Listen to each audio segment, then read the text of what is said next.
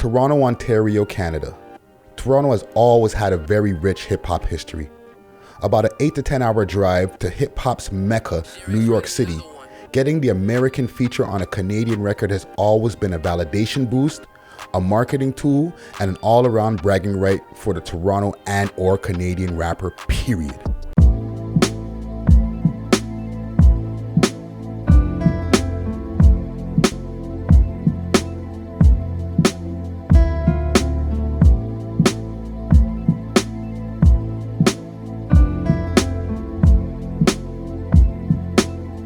All right, so we are back.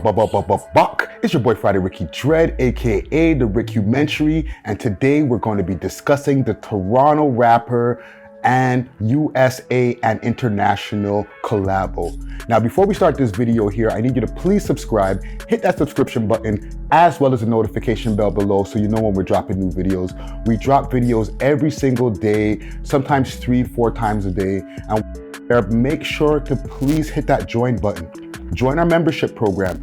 When you join as a member of the We Love Hip Hop Network, you got access to early videos way before they drop. As soon as we upload them up to the channel, you get discounts on merchandise on the We Love Hip Hop website, WeLoveHipHop.ca, as well as getting video postings as soon as your music videos drop on any of our social media platforms, i.e. our We Love Hip Hop Network Instagram, or my personal page, Friday Ricky Dred. All right, so make sure to become a member so that you can get all the perks that you need. Today, we're going to be breaking down some of the more prominent collaborations that have started the trend, some Toronto rappers who have taken their collaborations to the next level, and some of our Toronto rappers from the underground scene who have done some pretty major collabos, whether it's been with American or international artists, while still remaining independent. Now, before I get into this, I want to send a big shout out to YRN176_ from Instagram.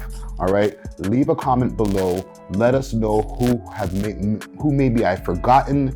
You know, who do you think should be on this list? All right, if there's somebody who I didn't mention on this list, doesn't mean all necessary that they were forgotten, but we only have a limited amount of time. So with that being said, let's get into it. Toronto rappers collaborating with US or international artists, the history of the biggest collabos. Let's go. Now, to understand where we're going, we got to take it back to the beginning. So let's take it back to the beginning where the first Toronto rapper collaborated with an American or international artist, and we take it back to the Toronto hip hop queen, MICHIE. MICHIE, real name Michelle McCulloch, was born in Kingston, Jamaica, later moving to Toronto at a very young age and was raised in the Jane Street area. She began performing at the age of 14, and in 1985, during a concert in Toronto, Boogie Down Productions introduced her to the stage. MICHIE later on teamed up with DJ LA Love, Philip Gale, and formed the duo MICHIE and LA Love. The duo featured on the 1987 Canadian hip-hop compilation Breakin' Out, which was produced by KRS-One and Scott LaRock of Boogie Down Production, RIP Scott LaRock. The duo's first single, Element of Style, made an impact in the United States, where they first signed with First Priority / Atlantic Records in 1988. In the process, MICHIE became the first Canadian MC to sign a record deal with a major American label. That same year, the duo featured on the compilation First Priority Music Family Basement Flavor, appearing on tracks Victory is Calling and On This Mic, which was produced by Howard Hughes, Maximum 60, and engineered by Walter Sobczak, who several years later would ask MICHIE to perform with the group Ragged Death on the track Victory is Calling, which also featured rap queen MC Lyte. Very special salute to you, MICHIE. Now, before we continue, I just want to point out that the Toronto that you know now, with the Wagwans and the Wallahis and the comfort that we have with our Toronto slang in our music, is not the same Toronto that was back in the 80s and 90s and even the early 2000s, okay? Toronto rappers used to have to sound American to be accepted by the American audience or even ourselves back in the days, okay? So you used to have a lot of rappers who used to try to, use American slangs in their raps and stuff like that. But that all changed in 2006, around 2006 to 2010, and then later on coming to where we are now with Champagne Papi, aka Drake. Okay, but we'll get to that point in the video when we get there. All right, so salute to Champagne Papi. Now our next pioneer on our Toronto rappers collaborations with US artists or international artists is our hip hop godfather, MAESTRO Fresh Wes. MAESTRO Fresh Wes is the first recipient of the Juno Awards for a rap recording. For those who don't know what a Juno Award, that's basically like a Canadian Grammy. Check out the full interview with the legendary Papa Stro on our channel right now, where he breaks down the whole thing, including talking about his first album release, Symphony in Effect, which came out under Addict/LMR. Yeah. After that, I'm shooting the video. The next day, I got an audition. I'm studying. I got monologues to remember. You see what I'm saying? So my thing keeps going. I embrace the moment for a minute, but I don't want to lie in my laurels, man. Okay, but it was his fourth album, Nah, This Kid Can't Be From Canada, which also came out under Addict/LMR, where he first got his first features. That's where MAESTRO hooked up with the legendary Bronx MC/producer Showbiz from the group Showbiz and AG, and the legendary crew DITC, aka Dig It in the Crates, on the track Fine Tune the Mic, where they was shot a music video in the Bronx, and the track Pray to the East featuring Percy P, also in the DITC crew, which they did not shoot a music video for. Now, these moves from these Canadian pioneers, as well as a lot of other Canadian rappers, managers, label execs, helped to set a trend for a slew of rappers that came in the mid-90s and the 2000s as we enter the circle.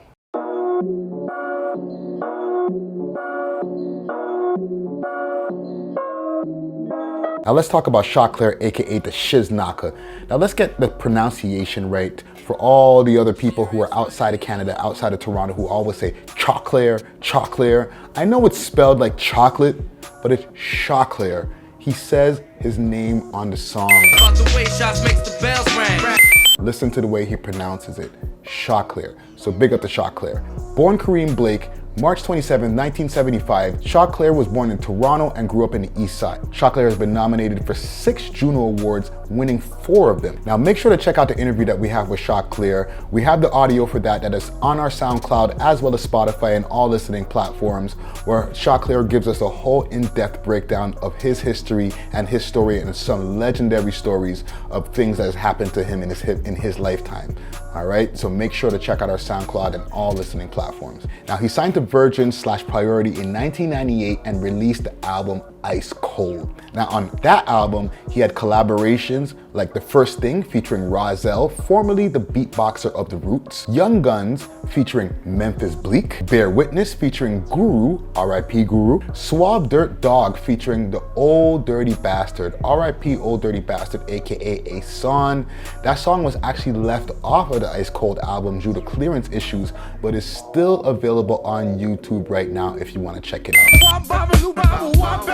Now I hope you don't mind if I sneak a touch. And on his album afterwards, on his follow-up, he had the song Skunk, which featured Corrupt as well as Socrates. Big up to Choclair.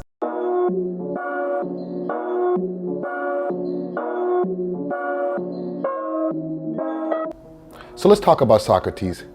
Real name Carl Amani Walo, born March 6, 1978 in Toronto and raised in Scarborough, Socrates is a triple threat. He's a rapper, singer, and producer. Basically, he's Drake before Drake. He's the co-founder of Capitol Hill Music, Figures of Speech Crew, as well as The Circle, which featured Cardinal Offishall, Choclair, Solitaire, Road Dollar, Julie Black, and Tara Chase. He's also the lead singer of the hip-hop/R&B group Big Black Lincoln, with producer Tracks from IRS, producer Agile, Road Dollars, and Shakiri Knight. He's also a member of Redman's Gilla House Collective. Back in the days, the legendary Toronto producer Too Rude put Big Socks together on the track Innovations with Queens, New York's legend Pharoah Monch.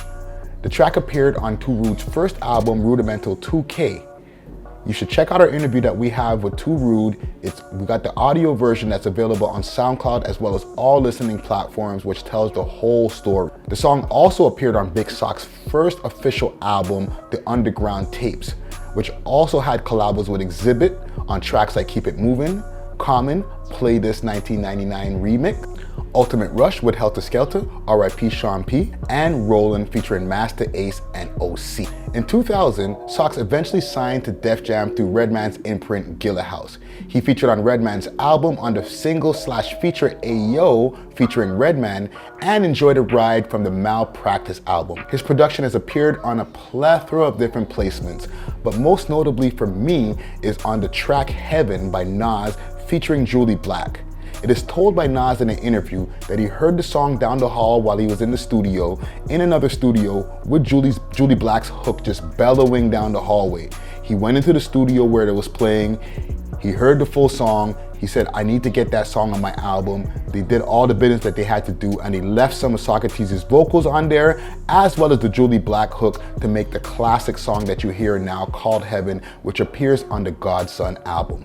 Now, with everything that Socrates has done over the years, he's accomplished a lot, as well as producing and touring with Nelly Furtado. In the 2018/2019 NBA season, he narrated the season opening preview for the Toronto Raptors season on Sportsnet. Toronto, Canada. As well as the sequel for the beginning of the 2019 NBA Finals. End of the day, Big Sox has done a lot of big things. The only thing that he hasn't done is the interview with the We Love Hip Hop podcast. So please, Big Sox, answer my DMs.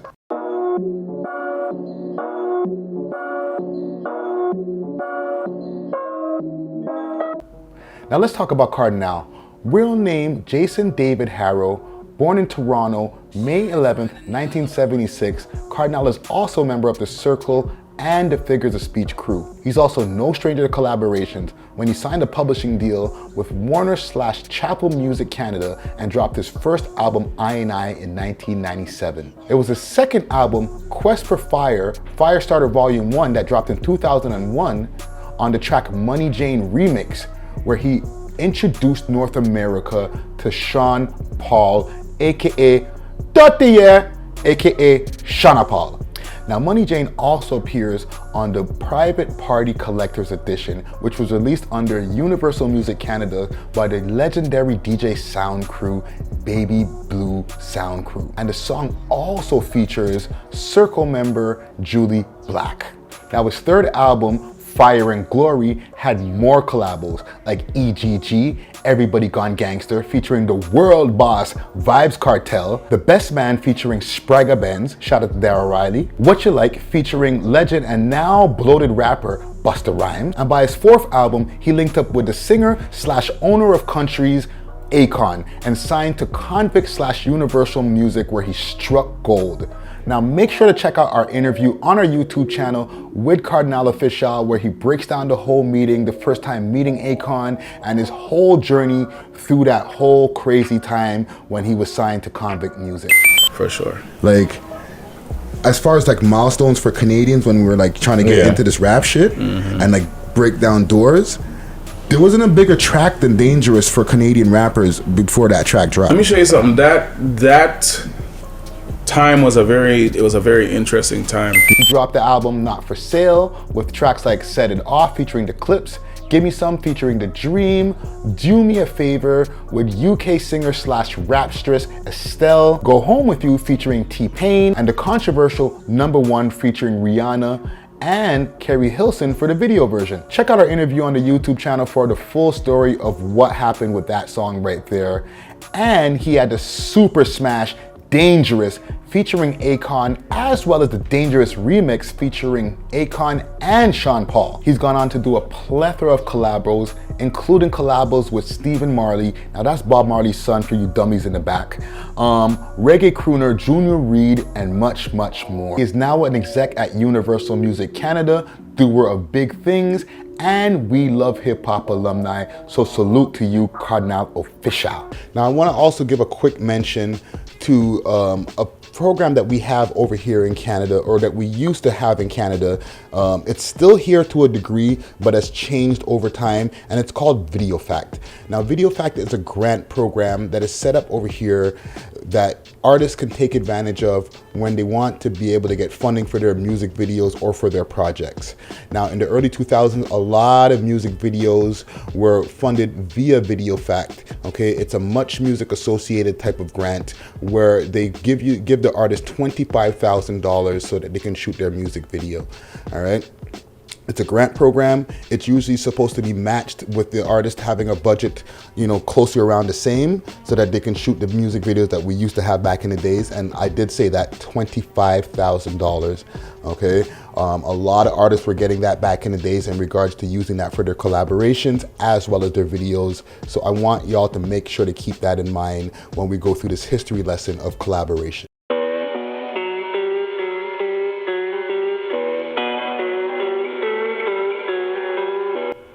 Now, shout out to all of those legends who were doing major collaborations before, we got to the point where we are right now. But the one thing that all of them had in common was that they all were signed to a major label or some kind of a label deal before they were able to achieve these collaborations, for the most part, for most of them, right?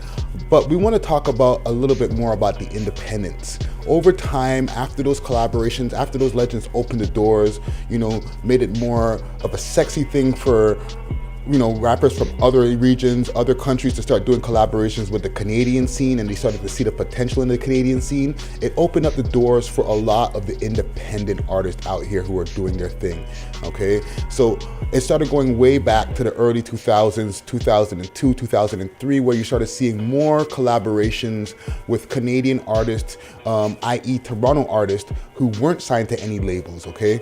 There's a lot of people with hip hop originating in the streets, a lot of people who were in the streets who were using their own money, their own street money out of their own pocket so that they can get their careers popping in this hip hop thing. And a lot of those times they would take that same money that that they were making out there in these streets and reinvesting it into their careers, including getting major collaboration. And a plethora of rappers started to pop off having collaborations with American artists. They would just draw for their favorite artist, or when they come in town, they'd say, hey, I got a bag for you, cash, let's get a collaboration going, pop up at the studio, let's go. And that was the birth of many collaborations with American artists. However, they don't always go right, okay? So let's go to the JB story. Now, JB is a We Love Hip Hop alumni, okay? Super OG in this scene out here, in this Toronto hip hop scene. Everybody knows JB. If you know anything about Toronto hip hop, you know who JB is. You know who GCP is. That's Guilty Crime Posse. Okay, that's a crew from Flemington Park from way back in the days. I suggest you check out this article that I found here in the Concordia from way back in the days, where they give you a full breakdown on JB, as well as the interview that we have on our platform. We got the audio of JB from back in the days when he was giving us all the information about his come up in the game and this collaboration that we're going to talk about right now. Yeah, I'm addicted to slugs. I can tell by your pearl handle, you know how to treat a thug. I see the fire in your eyes. Now, back in the days, JB did a song with LA artist The Game. Major tune, and the song was called Fire in Your Eyes.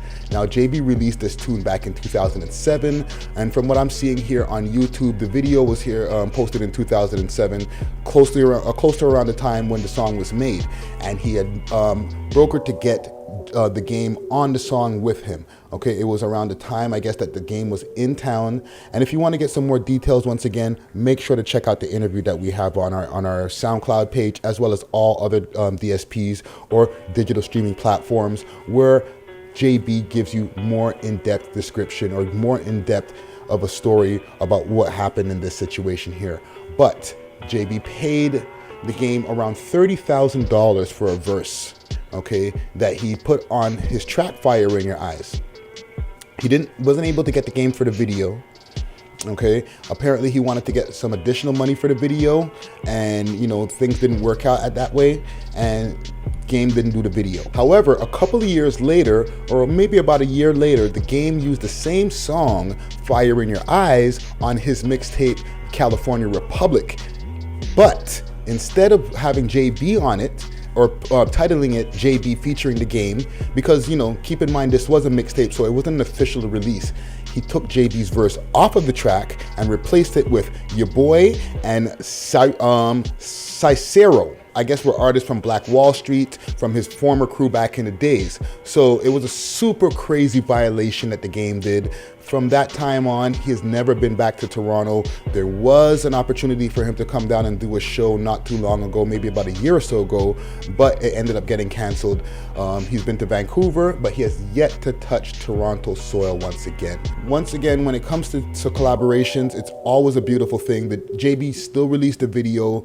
You know, he put a really dope storyline in the video without the Game in it. However, this is a collaboration that went wrong. Okay, super violation on the Game's part, which, you know, the Game is one of my favorite rappers out there, but he is not one who is above doing sus types of shit like that. Okay, but big up to JB, big up to the whole GCP, big up to Flemington Park, you know what I'm saying? Big up to Homer Beer, which is the beer that JB developed himself, which is available in liquor stores right now, and he is definitely We Love Hip Hop alumni, so salute to you.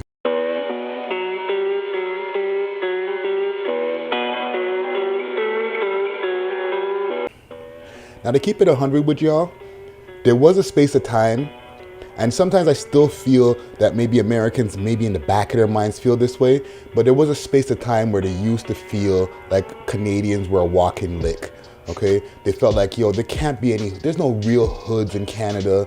And I do understand, compared to some of the hoods, or a lot of the hoods in the United States, you know, it's definitely not as impoverished, it's not as run down as some of the hoods like in Baltimore, Buffalo, and many of the places across the United States who have very, very impoverished neighborhoods. However, Toronto does have his hoods, Toronto does have his ghettos, and Toronto does have his hard times. But a lot of Americans didn't see it that way, and they felt that we were a lick. They felt like, you know what, especially during those times when Canadians were really, you know, for lack of a better word, on American dick. You know, they were like, you know what, I can run a lick on these guys. And, you know, i.e. what happened with the Game and with JB and with J.R. Ryder. You know, make sure to check out our interview that we have with the legend Big Apple, where he breaks down, you know, gives us a little bit more clarity of what happened with J.R. Ryder. Now, for the people who don't know who J.R. Ryder is, he's a, you know, Dipset member, or maybe defunct Dipset member. You know, Dipset, the legendary crew, you know, founded by Cameron, Jim Jones, Joel Santana, Freaky Zeke.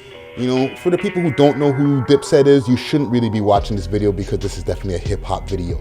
But it was said that J.R. Ryder was repeating verses, you know, duplicating verses, giving people the same verse more than once on his features, which got him into a little bit of trouble when he was in Toronto, when he did that to a few artists out here.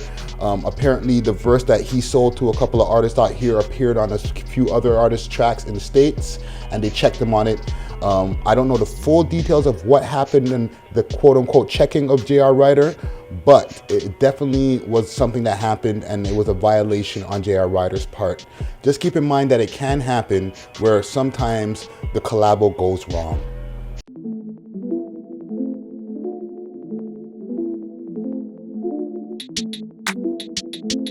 Now, after a while, it started becoming really, really popular for American artists to start signing Canadian artists. It started a little bit further back in the early 2000s when the Dipset was over here in Toronto trying to sign Toronto artists, trying to create a Dipset North. And there was an insurgence and an influx of different American artists and record labels that were starting to take an interest in Canadian artists. We all know the story about Lil Wayne signing Drake, discovering Drake after a while of hearing his demo tape in the car, you know. But prior to that, Drake had his own collaboration, and it said that he took out of his own pocket from money that he made from his Degrassi times to do the song Replacement Girl featuring R&B singer Trey Songz. After a while, it became something more popular. where we get to Young Money affiliate also, Tyga, aka Tyga, with Honey Cocaine, okay? Now, Tyga and Honey Cocaine made a union back in early 2012, 2013, where Tyga discovered Honey Cocaine after she made her resurgence on the scene, popping off with a bunch of YouTube videos. Shout out to Certified and Billy Burns and the whole squad over there. So let's get into the Honey Cocaine story. Born October 22nd, 1992, real name Shoshita Sal, known by her stage name Honey Cocaine or Honey C. Sal is of Cambodian descent and was born in Toronto, raised in the Jane and Finch area. She splits her residence now between Toronto and Los Angeles. Her debut single, I Don't Give a F***, was released in 2011 via YouTube. In March 2012, she was grazed in the arm by a bullet after her and Tyga performed at a concert in Omaha, Nebraska. She was treated and shortly released from hospital afterwards. In late 2012, she featured on Tyga's mixtape Well Done 3. In 2013, she signed a publishing deal with Warner/Chapel Music. She toured with Tyga throughout 2013, 2014, and she released a whole bunch of solo tracks, including Curveball, Chichi Get the Yayo, Middle Finger, etc., etc., etc. Okay, in 2014, she released Like a Drug, and in 2015, Honey C featured on tracks from different artists such as Kid Ink, We Love Hip Hop alumni Dizzy Wright, as well as Kirko Bangs. Lately, she's been a little bit more low-key and has not been releasing music on such a frequent basis. But if you want to get a little bit more information on Honey C, please make sure to check out our interview on our channel with Billy Burns, as well as the interview that we have with Cousin Charlie. Sunny gold rain, money grown, man. I swear my money brown like my money whole grain. Yellow white watch, call it Honey Cocaine. This is before we even know her. And when Billy heard that line, he's like, yo, I'm gonna name a female rapper that. To get a little bit of more of an in-depth view of Honey C and her come up in the game.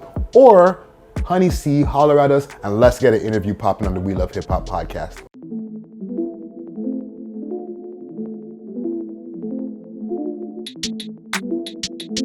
Now around that time as well, Raekwon the chef of the legendary Wu-Tang Clan was in Toronto doing his searches to try to find the next big artist.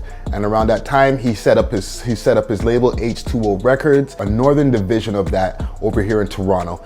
You know, one of the artists that he did sign during that time was JD Era. Okay, he tried to sign Gangis Khan, however, that did not work out. I advise you to please check out our interview with Gangis Khan, as well as our interview with JD Era to get a little bit more information on what happened with that. But with Raekwon the chef from the Wu-Tang Clan coming down here looking to sign artists, Lil Wayne signing Drake, Tyga signing Honey C, it started becoming a really popular thing for artists to come up here into Toronto and sign Toronto rappers.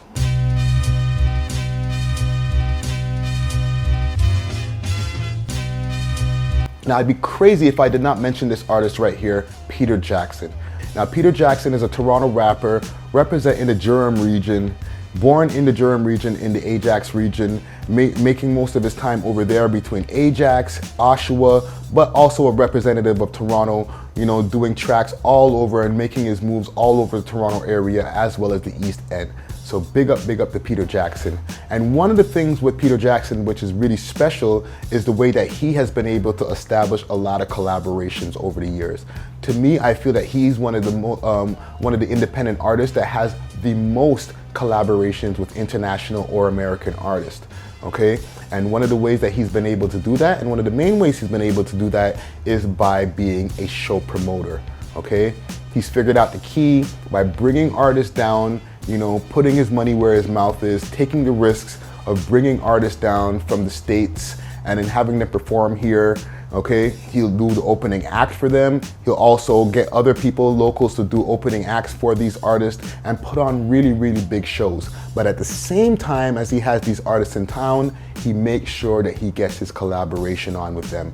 Okay, so I'm just gonna run through a list of the different collaborations that Peter Jackson has done over the years, because if I was to go into each collaboration and how that happened, this whole interview, or sorry, this whole documentary itself would be an hour itself just on Peter Jackson. So just to mention some of the collaborations that Peter Jackson has done over the years, he has the more newer ones with Fetty Wap, Ghostface Killer. He also has collaborations with Royce da 5'9", Waka Flocka, Riff Raff, Sizzla, Styles P, Chic Luch, and Jadakiss on separate tracks, as well as Nino Man, Naughty by Nature, YG, Mozzie, Sean Kingston, Zoe Dollars, and much, much more. So salute to Peter Jackson. He's one of the hardest workers over here in this game out here. And you know, somebody who has, to me, and I probably couldn't safely say, the most collaborations with international or American artists for an independent rapper. All right, so salute to Peter Jackson once again. We Love Hip Hop alumni.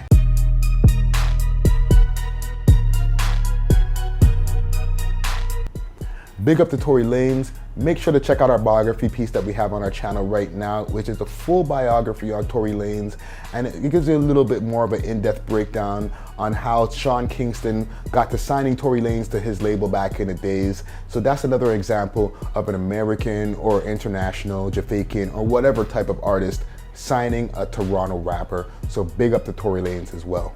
Big up to Belly, okay? Even though Belly is not a Toronto rapper, Belly has, you know, he's representing Ottawa. He's done big things, and he's been collaborating from the early 2000s, from having big collaborations with Snoop Dogg and more, to, you know, going on to being signed to Rock Nation and doing major collaborations with so many other people, as well as being the pen, or one of the pens behind the scene for The Weeknd. So salute to Belly, even though he's not a Toronto rapper. But let's move on to now where we have all this whole Toronto scene. The Toronto rap scene is now a thing, and let's go through a list of all of the different collaborations from independent artists who are coming up in this scene now, who might have not taken it to the next level yet, but have a lot of collaborations under their belt. It's funny when you are, they gon' show you love. I saw this pretty little thing, that body moving. She ran up on Niggas ain't on the shit. 4x4, let it filthy, nigga. All my niggas ain't 80,000 on Sky Dweller. Only brown, ain't no blue shit. Rolling amigos, stupid. We see you get by. This is what we live, man. The streets to get high. Dog dealers that we see on the lights out, Now I'm doing shows, they got the lights out, Take it for the verse, I want it right. like a chameleon. Still a head on the ceiling. Pep bubble, bird, rubber, smoke, rubber, lump, black from the gas leaf. With a change of fin, these London streets, what made me? Been jugging, trying to get the mansion gated. I've been on some gangster shit. Ride around with that K on. Fuck niggas I lay on. Got me a 9 and she sexy. SM1. Man got me a 9 and she. I fuck her, then pass to my cousin. Ain't no discussion, trust me. Like, them boy wanna talk. So now it's become a common thing for Canadian artists to do a song with American or international artists. Hell, when it comes to artists like Drake, Tory Lanez, Nav, Pressa, and more, it's more like a boost for those artists instead of a boost for us, the Toronto rappers. There's way too many collabos where Toronto rappers are involved now with American artists or international artists to mention in one video. Big up to guys like Big Lean, who have done a plethora of collabos with American artists as well as UK artists. He's done collabos with people like Chinks Drugs, R.I.P., Revy P, Joel Santana, G Perico, Gigs, and more. Also, big up to Pressa. He's got a bunch of collabos with American artists as well as a whole bunch of collabos with UK artists. He's got collabos with guys like Lil Uzi Vert, K Coke, Gigs, Dexter Dax, and much more. Even shout out to Greasy Dex, that's We Love Hip Hop alumni. He's got a track with Pusha T that's in the vault that you can find on YouTube. Shout out to myself for my track Foreign Currency with Conway the Machine of the Griselda crew. Shout out to Eternia, a woman MC out here doing it from time, you know, with collaborations with the Brooklyn producer Moss. She's done a whole bunch of big things with Moss, you know, a whole bunch of collaborative albums and mixtapes, and she's got collaborations with the likes of Joel Ortiz, Wordsworth, and more. And RIP to Smoke Dogg. Before his untimely passing, he got a chance to do a lot of collaborations, especially on his last album that I suggest you check out on all streaming platforms, Struggle Before the Glory. He got a chance to do a lot of different collaborations, including with the likes of AJ Tracy from the UK, Fredo, the one from the UK, J. Critch, Skepta. There's a remix that's floating around online right now of his banger Trap House, which is featuring French Montana. So check that out on YouTube. And you know, a whole bunch of different collabos that Smoke Dogg got to do before his untimely passing. So definitely rest in power to you, Smoke Dogg. Now, I hope you enjoyed this video. We went a little bit longer today on this video here. If there's anything that I missed, please let me know in the comments below. Comment gang strong. Let me know which one of these collaborations were your favorite ones. You know, let me know if there's any collaborations in there that we missed.